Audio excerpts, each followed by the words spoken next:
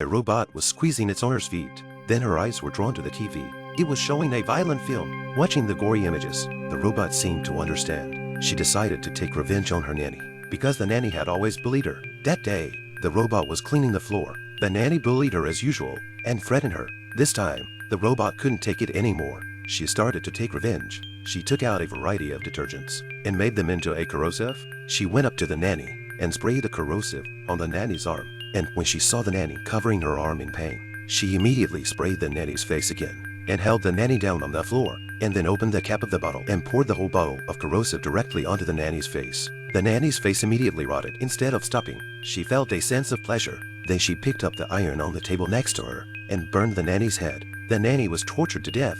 The robot calmly cleaned up the scene and put the body in a bag and threw it in the lake. It also forged a letter of resignation under the guise of the nanny. The family believed it.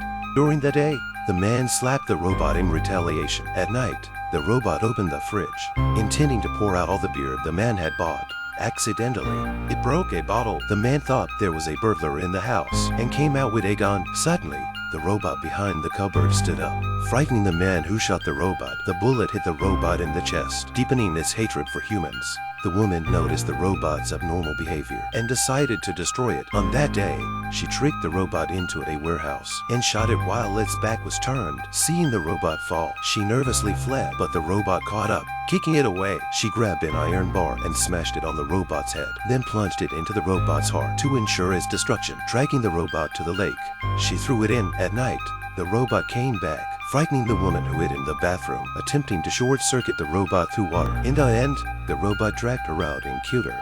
The man is inspecting the robot's chest when he suddenly sees the robot holding a stun gun. The man attempts to take the stun gun, but the robot stops him, pushes him to the ground, and stuns him. The robot then nonchalantly cleans up the scene. When a girl returns, curious about what happened, the robot takes her to a room, hoping she will leave with it. Upon learning about the robot's actions, the enraged girl refuses. The robot, angered, starts chasing the girl. She hides in a swimming pool, thinking she can evade the robot. However, the robot stands on the edge and shoots at her. Fortunately, she isn't hit. The girl pretends to agree with the robot, attempting to get close and pull it into the water, but the robot no longer trusts her and knocks her unconscious. When she wakes up, the robot is about to kill the man. The girl pours a bucket of water on the robot, causing it to collapse. She then picks up a saw and thrusts it into the robot's body, completely destroying it.